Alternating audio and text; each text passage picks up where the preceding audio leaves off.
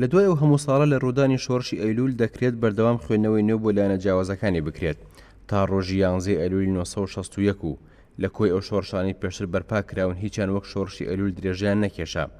هێشتا دەردەکەوێت کە شۆڕشەکە لە ڕووی زەمەنەوە زوو کۆتایی پێ نەهاتووە. لە ڕووی پلانیشەوە دەتوانرێت بوتێت کە ئەم شۆڕشە بە حکمی چەندین سەرکردەی خوێندەوار و ئازا و لێهاتوو خاوەن بە ئەزمون پلانێکی باشیان هەبوو بۆ شەن و کەوکردنی توانای حکومەت و توانای پێشمەرگە. پلانەکان زۆرجار بوونە تەمای ناچارکردنی حکومەت بە وتوێژ و گفتوگۆ. برایم ئەحمەد سکرتێری ئەو کاتی پارتی و هەفاڵ مامجلال کە یەکێک بوو لە سەرکردە دیار و هەڵگی سێنەرەکانی شۆڕشی ئەیلول هەرزوو درکیان بە کۆمەڵێک خاچێتی شۆڕشەکە کرد. ئەو جگەلەوە یەکێک بوو لە فەرماندە و ڕابەرانی شۆڕشەکە کۆمەڵێک بۆ چوون و بیرکردنەوە و لێکدانەوەی وردی هەبوو بۆ ئەو شۆڕشە. جگەلە و کارانێکی لەو کاتەدا ڕای دەپەڕاند خاوەنی بیرۆکەی تایبەت بەخۆی بوو.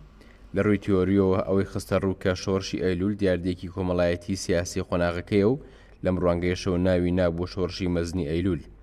ئەم لێکدانەوەی مامجەلال پشت ئەستور بوو بە خوێندنەوەی کۆمەڵگەی کوردی لە هەردوو ڕووی کۆمەڵایەتی و سیاسیەوە، چونکە کۆمەڵگەی کوردی لە کوردستانی عێراق جودا بوو لە کۆمەڵگەی کوردی لە ناوچە وڵاتانی تر. هەروەها لە ڕووی بەشداری جەماوەریەوە شۆڕشەکە توانی زۆربەی خەڵکی کوردستان بەشدار بکات لە ڕوبەڕووبوونەوەی دوژمن و هاوکاری پێشمەرگەدا.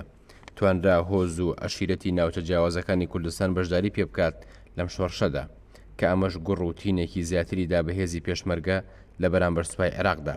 هاوکات نوخبەی کورد لە ئەیلولی 1961دا کاتێک بینیان سیاسەتی دژ بە کورد هەر بەردەوامە تێگەشتن لەوەی کە تەنیا ئینگلیز و سیاسەتەکانی نین ویان کردووە کورد بە هیچ ئامانجێک نەگات.